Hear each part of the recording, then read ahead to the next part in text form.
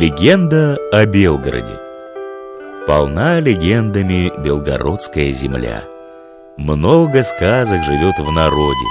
Во все времена людей привлекали различные тайны, мифы, сказания, необъяснимые явления. Многие из них пришли к нам из глубины веков, и найти их истоки уже практически невозможно.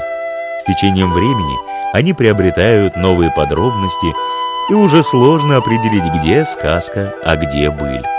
В России сказки всегда были особенно любимы в народе, а к существующим легендам относились с трепетом, всячески чтили и оберегали их.